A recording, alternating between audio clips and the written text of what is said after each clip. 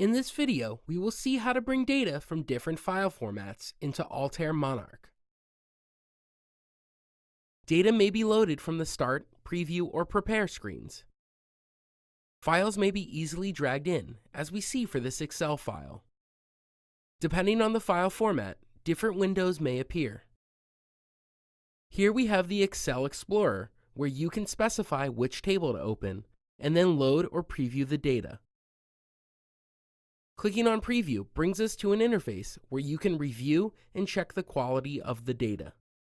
Back in the Start page, let's now bring in a structured text file, such as this comma-separated file. The data source is automatically brought into Preview, where we may also review the CSV file. Now if we bring in an unstructured text file, we are brought to Report Design, where we can create a model that will trap whatever data is needed from the report. Monarch has an auto-define feature as well, which enables you to automatically define traps and fields to extract data from the document. Data from the text file is now transformed into rows and columns, as we see below. This is now easily brought into the Prepare interface, ready for data prep and transformation. Notice as well that the Transform, Combine, Analyze, and Export buttons are now enabled as we have data loaded in the Prepare screen. Next, let's bring in a PDF report. As with the text report, we are also brought to Report Design. Again, with Auto-Define, Monarch automatically defines fields from the report data. And this may be brought into the Prepare window where we also have the data from the text file. Now this time, let's have a look at how we can bring in data using the Open Data button. Here you can access data sources such as Monarch files, PDF and text files, spreadsheets, databases, applications, big data sources, and even the web.